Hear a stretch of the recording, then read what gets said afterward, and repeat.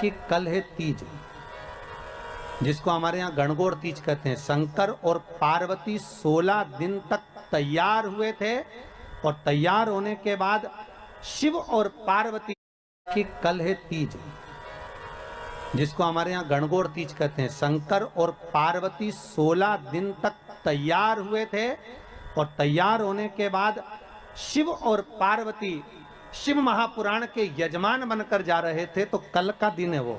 कौन सा दिन है कल का? गणगौर तीज का दिन, कल का दिन। चैत्र के महीने में जो शुक्ल पक्ष की तीज आती है, वो चैत्री नवरात्रे में जो तीज की तिथि होती है, उस दिन शंकर और पार्वती शिव महापुराण के यजमान बनकर कथा सुनने के लिए गए थे। 16 दिन तक पार्वती और शंकर का श्रृंगार होता है। आज ये हमारा स्वरूप ईश्वर जी और गोरा जी के रूप में, गणा और गौर के रूप में पृथ्वी पर पूजाएगा। इसलिए गणगौर पृथ्वी पर 16 दिन की होती है। तुमरुका जी, हमें कथा करवाना है। तुमरुका जी बोले बिल्कुल करें, क्या दिक्कत, कराओ। पर दिक्कत इतनी सी है तुमरुका जी, तुरंत बोले तुमरुका जी, दिक्कत इतनी सी है कि देवी मैं कथा तो बांट दूंगा, पर कथा का यजमान जो बने वो कोई जोड़े से तो बैठे, और तुम तो बेदब्य हो, कैसे बैठोगी? चंचुला देवी की आंख में आंसू भर गए। अब कथा कैसे हो? चंचुला जी वापिस जागे और कैलाश पर जाकर मौन होकर बैठ गई। फिर पार्वती जी ने पूछा, अब तू चुप होकर क्यों बैठी है? भाई होता है, माँ तो माँ होती है, पार्वती मैया तो भी माँ जगतजननी जगदम्बा पूछ रही है, तू फिर चुप होकर बैठ गई। हुआ क्या कि कथा सुनाने वाला तो मिल गया, फिर पर जजमान नहीं मिला। जजमान तो तू थी तो सही, परंतु मैं तो बेदब, अब कथा कैसे सुनूं? तो कथा तो सुन लूंगी, पर करूं क्या? तुमरुका जी बोले, तेरा अखंड सौभाग्य मैं कर सकता हूं शिव महापुराण से, तू चिंता ना कर, पर कोई जोड़े से कथा सुन ले। अब जोड़ा कहां से लाऊं? तो पार्वती जी बोले, उसमें दुख की बात क्या है? तो चिंता मत कर, शंकर जी की आराधना कर। और तुमरुका जी के कहने पर चंचुला देवी शिव की आराधना में लगी और शंकर भगवान प्रकट होकर बोले, बोल क्या बात है चंचुला? चंचुला कहती है, प्रभु मुझे शिव पुराण कराना है, पर जजमान नहीं है, तो इसमें क्या टेंशन लेना, क्या चिंता करना? चिंता मत कर। पार्वती को बुला, पार्वती को बुलाया। पार्वती जा, तू तैयार हो, मैं भी तैयार होता हूं। शंकर और पार्वती श्रृंगार करने के लिए गए, श्रृंगार कर, और दोनों जब श्रृंगार कर कर आए, 16 दिन शिव और पार्वती को सजने में लग गए। दूल्हा दुल्हन जैसा श्रृंगार कर कर शंकर पार्वती जैसे ही सामने आए, वैसे ही देवऋषि नारद देखकर बोले, वाह प्रभु वाह, क्या स्वरूप है आपका, धन्य है भगवान, इस स्वरूप को तो आप मृत्यु लोक में रखिए। शंकर और पार्वती ने कहा, ए देवऋषि नारद, शिव महापुराण के हम जजमान बने, सुंदर रूप धारण कर कर हम कथा के यजमान बनकर जाते हैं। आज ये हमारा स्वरूप ईश्वर जी और गोरा जी के रूप में, गणा और गौर के रूप में पृथ्वी पर पूजाएगा। इसलिए गणगौर पृथ्वी पर 16 दिन की होती है, 16 दिन। शंकर और पार्वती, बच्चे पूछते हैं, मम्मी ये कौन है? तो कई ईश्वर जी, ये कौन है? गोरा जी, ये कौन है? गणा, और ये गौर, तो गणगौर रहे। शंकर जी ने इतना सुंदर रूप कब लिया? जब शिव महापुराण के यजमान बने, कथा सुनने के लिए जब चले। तुमरुका जी से कहा, कहो कथा। ये तुम आज भारत की भूमि की सभी माताओं को, माता पार्वती, गणगौर महारानी, ब्रह्मचारिणी महारानी, माँ जगतजननी आपके सुहाग को अखंड सौभाग्यवती बनाए, यही भगवान से प्रार्थना। चैत्र के महीने की ये सिंधारा दूज है। आज नवरात्रे की, चैत्री नवरात्रे में जो दूज होती है, इसको सिंधारा दूज कहते हैं। कौन सी दूज कहते हैं? जम के बोलिए, सिंधारा दूज। सिंधारा दूज का मतलब ये होता है कि कल है तीज, जिसको हमारे यहाँ गणगौर तीज कहते हैं। शंकर और पार्वती 16 दिन तक तैयार हुए थे और तैयार होने के बाद शिव और पार्वती शिव महापुराण के यजमान बनकर जा रहे थे। तो कल का दिन है वो। कौन सा दिन है कल का? गणगौर तीज का दिन, कल का दिन। चैत्र के महीने में जो शुक्ल पक्ष की तीज आती है, वो चैत्री नवरात्रि में जो तीज की तिथि होती है, उस दिन शंकर और पार्वती शिव महापुराण के यजमान बनकर कथा सुनने के लिए गए थे। 16 दिन तक पार्वती और शंकर का श्रृंगार होता है। उसमें से आज का दिन सिंधारा दूज का होता है। क्यों सिंधारा दूज कहते हैं? सिंधारा दूज का मतलब क्या है? क्यों हिंदू धर्म में सिंधारा दूज मनाई जाती है? किस लिए? आज पूरे भारत की भूमि पर कई माताएं हाथ में मेहंदियां लगाती हैं, चूड़ियां पहनती हैं, सुंदर चुनरी पहनती हैं, माँ ब्रह्मचारिणी का पूजन करती हैं, माता का आराधना करती हैं। सिंधारा दूज, उसका कारण केवल इतना सा है, सिंधारा दूज का मतलब यह होता है कि चंचुला देवी जब 14 दिन तक शंकर और पार्वती अपने गुफा में से बाहर नहीं निकले शिव महापुराण के यजमान बनने के लिए, तब माता चंचुला देवी ने हाथ जोड़कर मां जगतजननी जगदम्बा को सुंदर वस्त्र, सुंदर चूड़ियां, सुंदर आभूषण माता के चरणों में ले जाकर समर्पित करे थे और कहा, मां इन चूड़ियों को जो मैं दे रही हूं, ये लाल चूड़ी, ये लाल श्रृंगार, ये लाल वस्त्र, जो लाल चूनर जो मैं प्रदान कर रही हूं, मां बस ऐसी कृपा कर दे कि तू इन चूनर को धारण करे और मेरा भी सौभाग्य, मेरा भी सुहाग अमर कर दे। बस इतनी कृपा मेरे ऊपर कर दे। वो सिंधारा दूज का महत्व है, वो सिंधारा दूज का महत्व।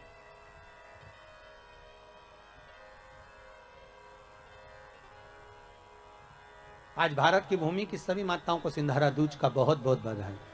माता पार्वती, गणगौर महारानी, ब्रह्मचारिणी महारानी, मां जगतजननी आपके सुहाग को अखंड सौभाग्यवती बनाए, यही भगवान से प्रार्थना। दिल से बताना, जितनी सौभाग्यवती माताएं होती हैं, ये संक्रांति पर भी 13 चीजें दान करती हैं, 14 चीजें दान करती हैं। बीच में कोई 16 सोमवार का उद्यापन करेंगी तो भी सुहाग की सामग्री देंगी, उद्यापन करेंगी तो भी सुहाग की सामग्री देंगी, कोई कार्य करेंगी तो भी सौभाग्य की सामग्री देंगी। सौभाग्य की सामग्री का दान क्यों किया जाता है?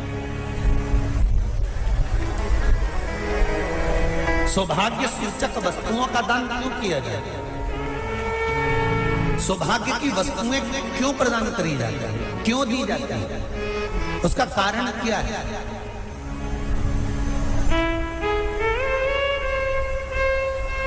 क्यों देते हैं? महाराज, भारत की भूमि की सौभाग्यवती माताओं का एक मन की अभिलाषा रहती है, भारत की भूमि की माताओं की एक अभिलाषा रहती है कि जब उसके प्राण छूटे तो अखंड सौभाग्य धारण करके पति के कंधे पर और पुत्र के कंधे पर शमशान पर।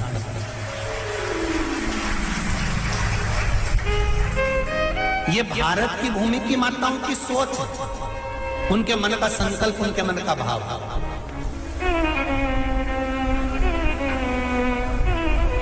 क्यों देते हैं चूड़ी का दान, क्यों देते हैं बिंदी का दान, क्यों देते हैं अखंड सौभाग्य का दान?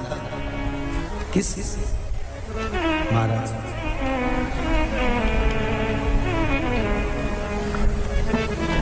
मेरे हाथों में भर भर के चूड़ी रहे, मेरे हाथों में भर भर के चूड़ी, और मैया कोई काम नहीं, मेरे मस्तक पे चमकती चूनर रहे, मेरे मस्तक पे चमकती चूनर रहे, और मैया कोई काम नहीं,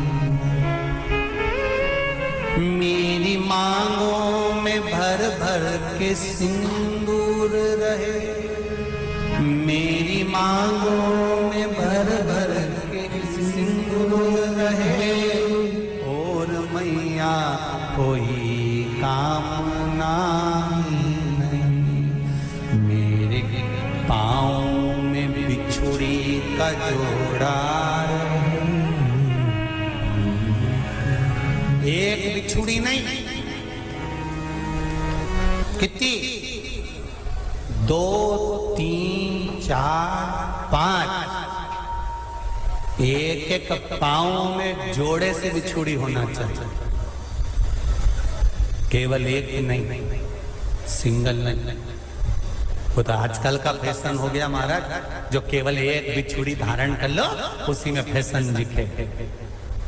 शिव महापुराण की कथा कहती है, जब बेटी को विदा करा जाता है और पहली बार बेटी के पांव में जब बिछुड़ी डाली जाती है, तो वो बिछुड़ी भी अलग अलग नहीं होती, उस बिछुड़ी के जोड़ को चेन से एक दूसरे से बंधा हुआ होता। बोलो सही है कि गलत?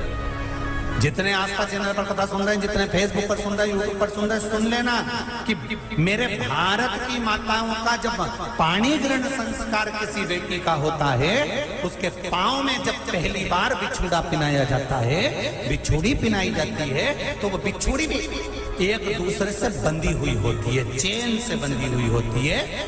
उसको अलग अलग वाली बिछुड़ी शादी के मंडप में नहीं पिनाई जाती। क्यों?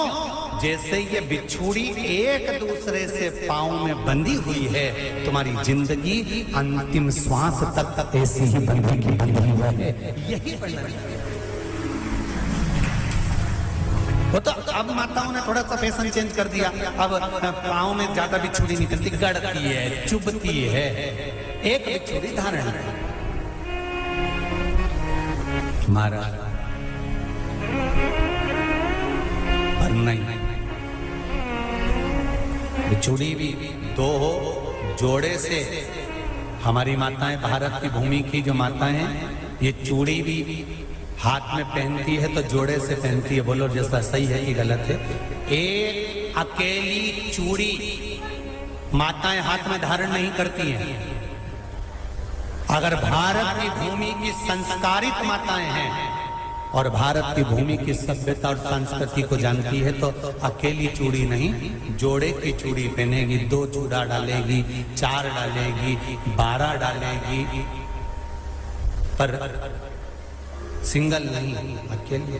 महापुराण की कथा ये कहती है कि पार्वती जी ने और गंगा जी ने जितना सौभाग्य का दान दिया है, उनके बराबर दुनिया का कोई व्यक्ति इतना सौभाग्य का दान नहीं दे सकता, जो माता गंगा और पार्वती दोनों दान दे रहे हैं।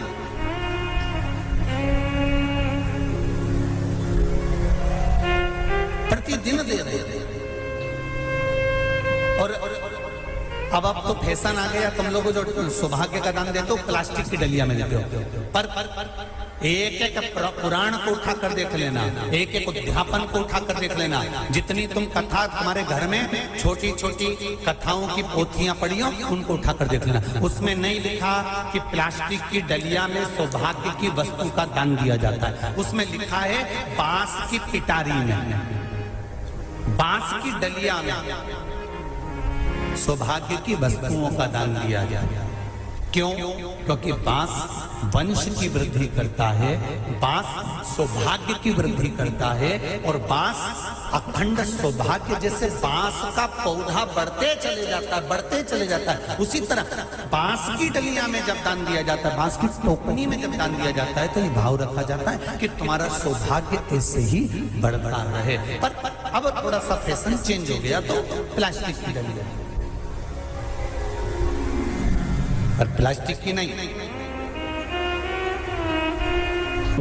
बहुत ध्यान देना जरा, शिव महापुराण की कथा चल रही है। संपूर्ण देशवासियों की मेरी माताओं से निवेदन है, मेरे इन भाइयों से निवेदन है, उसको जरा ध्यान से सुनना। आप व्रत करते हैं, ये किसी दूसरे के नहीं है। तीज का व्रत माता पार्वती का, छठ का व्रत माता पार्वती का, चतुर्थी का व्रत माता पार्वती का, ये सारे व्रतों की शुरुआत गंगा और पार्वती ने अपने बल से। माता सिंदूर भर रही हैं, मांग में सिंदूरा भरा जा रहा है, मांग में कंकु भरा जा रहा है, मांग में सिंदूर भरा जा रहा है, और वो सिंदूर नाक पर गिरता है, वो सिंदूर नासिका पर गिर गया तो कहते हैं कि कोई काल आने वाला था पति के ऊपर, वो काल टल गया और नाक पर सिंदूर आया तो नारी का सौभाग्य और अखंड हो गया। ये शास्त्र कह रहा। और सिंदूर भरते समय वही सिंदूर अगर भूमि पर गिर गया तो अब देखिए जरा, देवी भागवत को उठाकर पढ़िएगा, वो सिंदूर जो मांग में भरा जा रहा है और नाक पर गिर गया तो शुभ होगा, पति की उम्र बढ़ाएगा, घर में बच्चों का विवाह होने वाला होगा, कोई अच्छी सूचना आने वाली होगी। मांग में भरने वाला सिंदूर नाक पर आकर गिरता है तो कोई सूचना अच्छी मिलने वाली होती है, कोई बंधन कटने वाला होता है, कुछ अच्छा हमारे परिवार में होने वाला होता है, पति की उम्र बढ़ने वाली होती है, कोई रोग आने वाला था वो कट रहा होता है। और वही सिंदूर अगर भूमि पर मांग में भरते समय गिर जाता है तो समझ लो कि कुछ ना कुछ ऐसा काम होने वाला है कि मेरी आंख में आंसू आएंगे, वो निश्चित है, वो निश्चित है। चाहे वो किसी प्रॉपर्टी के चक्कर में हो, परिवार के चक्कर में हो, नातों के चक्कर में हो, पुत्रों के चक्कर में हो, बेटियों के चक्कर में हो, पति के चक्कर में हो, रिश्तेदारों के चक्कर में हो, कुटुंब मायका ससुराल के चक्कर में हो, पर निश्चित है कि नेत्र में जल जरूर आएगा, ये निश्चित था। क्योंकि भूमि पर वो सिंदूर अगर नाक पर गिरा है तो शुभ है, पर वही सिंदूर अगर भूमि पर गिरा है तो वो अशुभ है। आप किसी देवी मंदिर में दर्शन करने के लिए गए,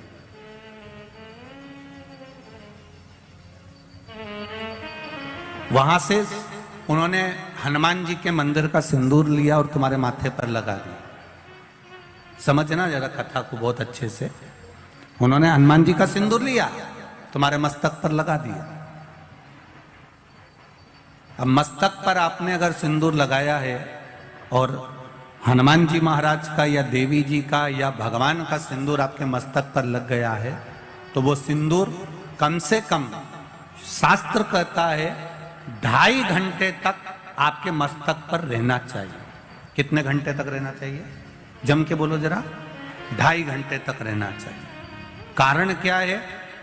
भगवान के चरण का अगर कोई कुंकू या सिंदूर हमारे मस्तक पर लगाया गया है, वो 2.5 घंटे तक रहे, उसके बाद उस सिंदूर को किसी नैपकिन, कपड़ा या अन्य चीज से पोंछ देते हैं।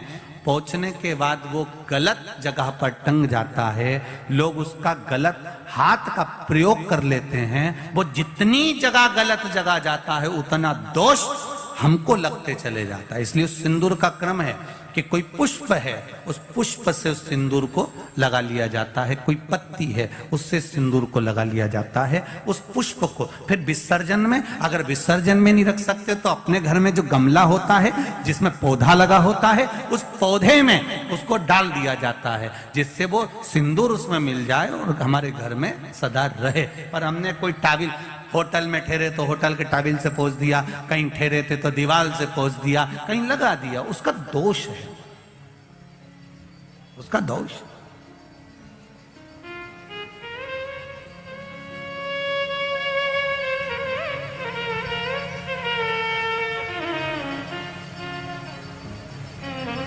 कितना सुंदर बात कहा गया है।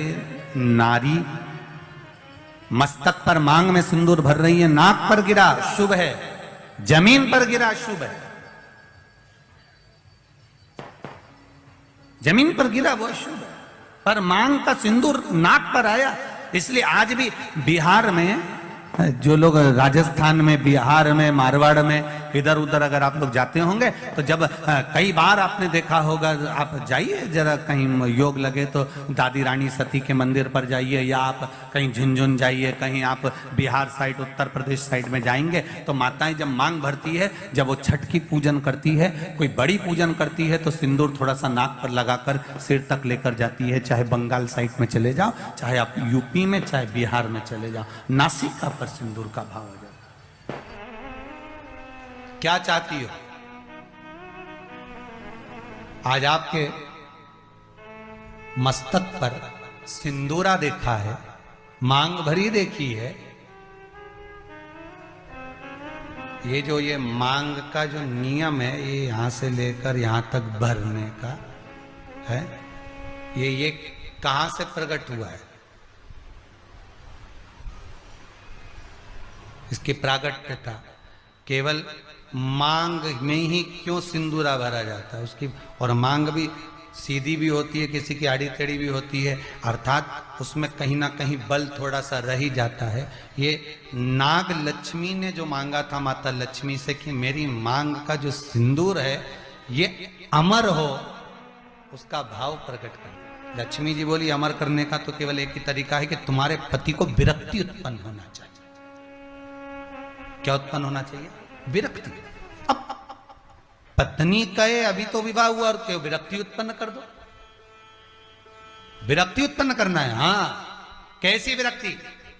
आप में से मोह हटे, परिवार में से मोह हटे। और जब परिवार में से, आप में से मोह हटेगा,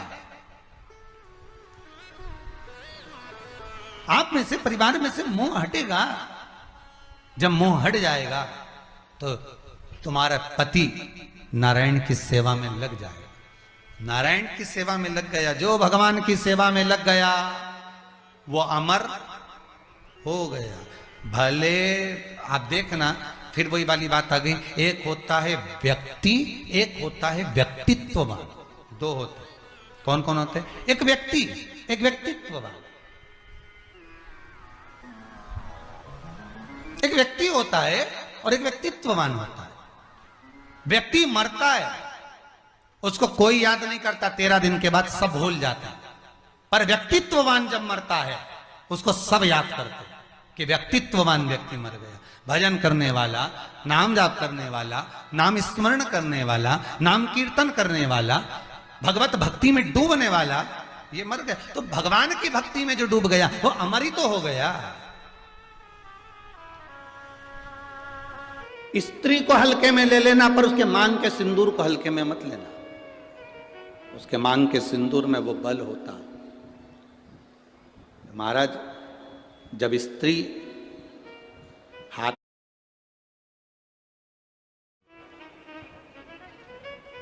स्त्री को हल्के में ले लेना, पर उसके मांग के सिंदूर को हल्के में मत लेना।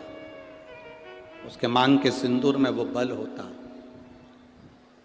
महाराज, जब स्त्री हाथ में सिंदूरा लेती है ना, आपके इधर कैसे सिंदूर लगाते हैं हमको तो नहीं मालूम, पर सुहागन स्त्री जिसकी शादी हो गई, वो स्त्री जब अपने हाथ में सिंदूरा लेती है, स्त्री कभी भी सिंदूर जब लगाती है तो सिंदूर की डब्बी को कहीं रखकर नहीं लगाती, हमेशा याद रखना।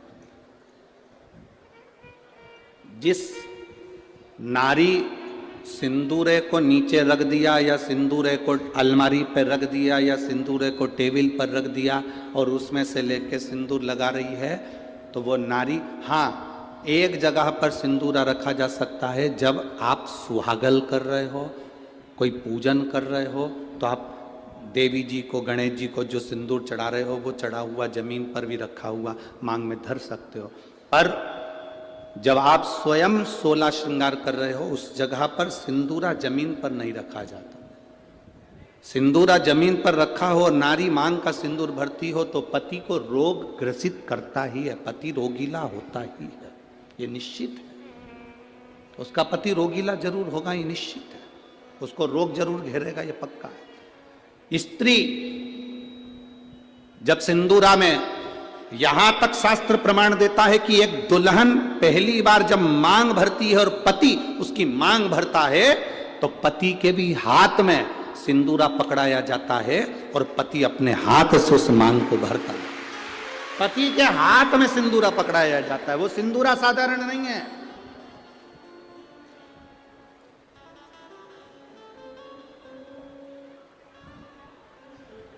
आप में से कोई कोई ऐसी आलसन हो सकती हैं, कोई ना कोई ऐसे आलसी हो सकते हैं कि ड्रॉज खोली, उसमें रखा था, उसी में से निकाल के और भर ली और उसी में रख दिया। ऐसी कहीं कहीं की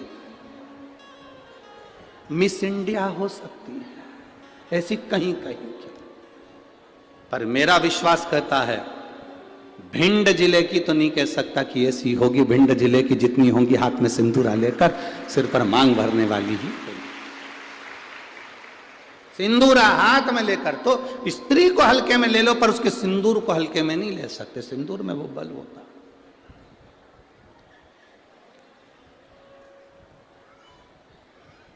एक कौन सा राक्षस है जिसका संहार, वो कौन सा राक्षस है जिसका संहार एक स्त्री ने मांग के सिंदूर से अपने दूसरे प्रतिबिंब को प्रकट कर कर मारा था? वो कौन सा राक्षस है? ऐसा कौन सा राक्षस जिसको वर था कि वो स्त्री के हाथ से मरेगा और स्त्री अपने मांग के सिंदूर से, उस सिंदूर से अपनी परछाया प्रकट कर लेती है और परछाया से मारती है? वो एक ही राक्षस था, मुल्कासुर। कौन सा राक्षस? मुल्कासुर। उसको माता जानकी जी ने मारा था, लंका में जाकर मारा था, लंका के दरवाजे पर। कौन था मुल्कासुर? कुंभकर्ण की पत्नी का पुत्र, कुंभकर्ण का बेटा।